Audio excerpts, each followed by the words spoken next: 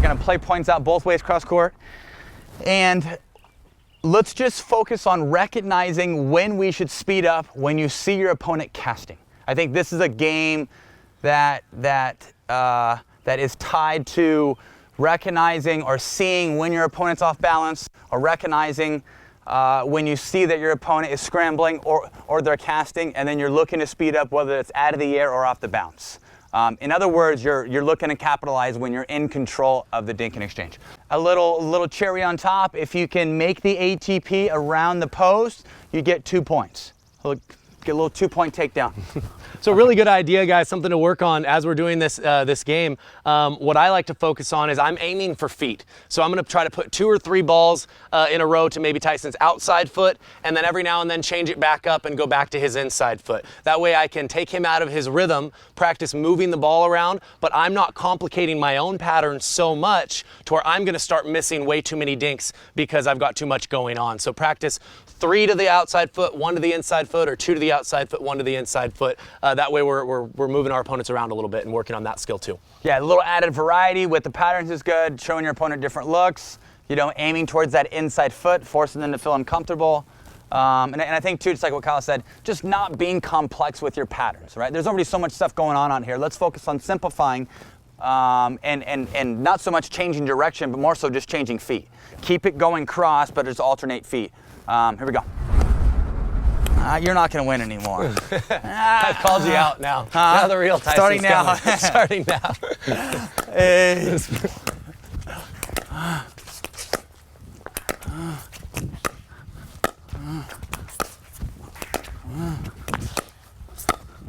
Oh, okay. Didn't recover. Okay, here we go. Here we go. Here we go. Play it out. 1-0. I'm gonna take that. Yep. Once. Oh yeah.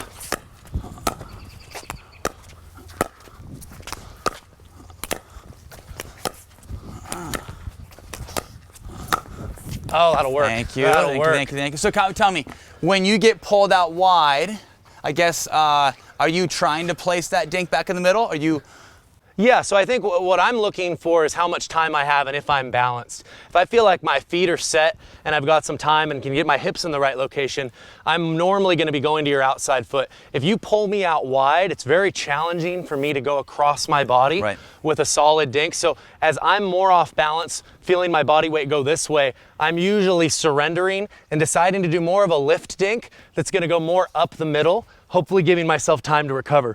On the last point, part of the reason Tyson was able to win the point is my lift dink got popped up a little bit too high. If it would have had time to bounce, I would have been able to get a step further over and be able to take away that attack for him. But because I popped it up a little too high, he took advantage of that. So it is your job to clean up the mess in the middle when you've been pulled out wide and you've popped it up middle, correct? For sure. I mean, if I'm you in that situation and you see me sliding and getting extended out here, you want to be licking your chops and expecting that there's a very high likelihood that I might give it a little bit too much. So if there's ever a time to really be on that line, looking to use your lean and make that target as small as possible for your opponents, is if you see them scrambling, you know you're in control, and we want to make them have a nice small target. I like it. I like it. Let's go here, over here. Okay, same thing here. Here we go. Play it out.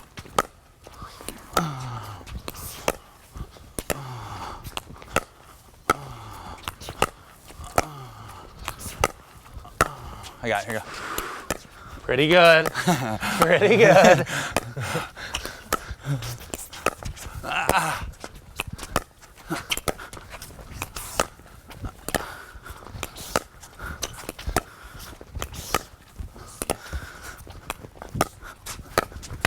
Yeah, too good, too good.